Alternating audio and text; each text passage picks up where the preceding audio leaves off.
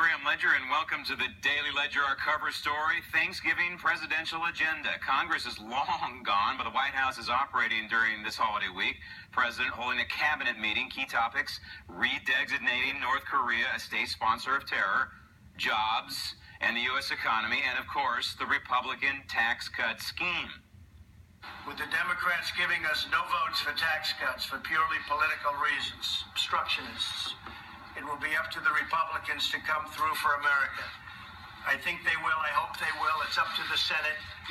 And if they approve it, the House and the Senate will get together. I'll be there right in the middle of it, and we will come up with a bill that will be spectacular for growth and spectacular for the people of this country. Our tax plan will bring urgent relief to hardworking families. We'll reduce rates, increase the amount of income taxed at a rate of 0. Expand the child tax credit, very important, and simplify taxes as most families will be able to file on a single sheet of paper. We'll restore America's competitive edge so we can bring back our jobs. We want to bring our jobs back to our country. We were decimated over the last 40 years. We want to bring our jobs back to the United States. We'll go from being one of the highest taxed nations in the world to one of the lowest taxed nations in the world. Corporate rates will be reduced from 35% all the way down to 20%, which will make us competitive again, and companies won't be leaving our country.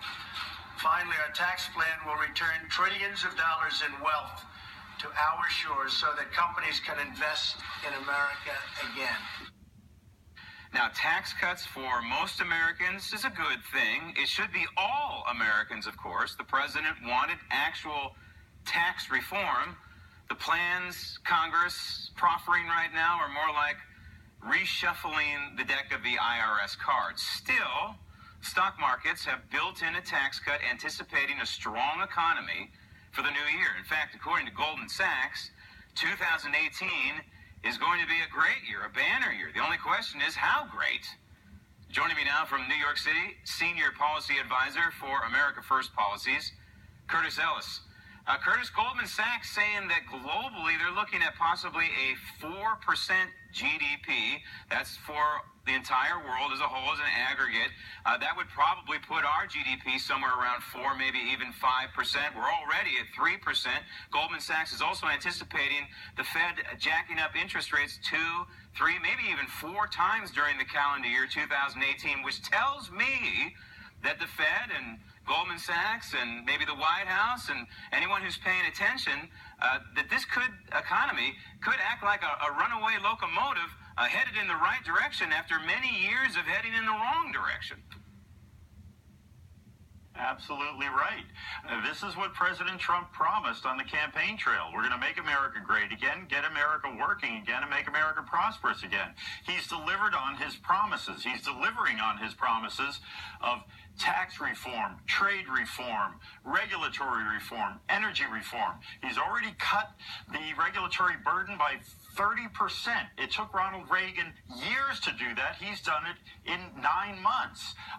We see trade reform happening, renegotiating these rotten trade deals that have just been a drag on the economy and drag on wages.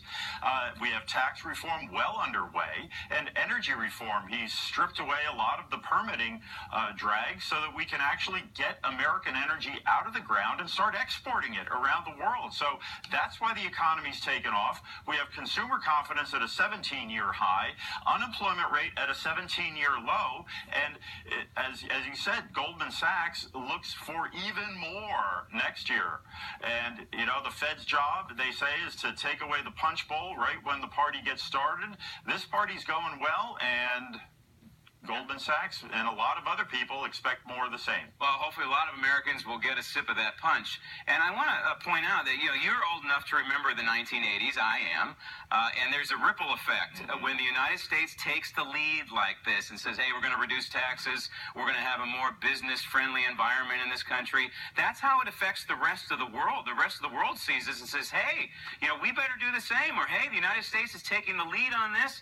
The economy's chugging away in the United States, and it all also affects other countries as well. And I'm going to say one more thing before we get to taxes. There is no such thing as trickle-down economics. That is a term made up by the liberal left. What tax cuts do is very simple. That allows the American people to have more money in our pockets, and then with that money, we end up spending it in the economy or saving it, which is not a bad thing. Or if you're a business owner, you reinvest it, you possibly expand, and you hire more people. And that's what happened in the 1980s, and I think we're on the precipice of that again right now with Donald Trump. Now,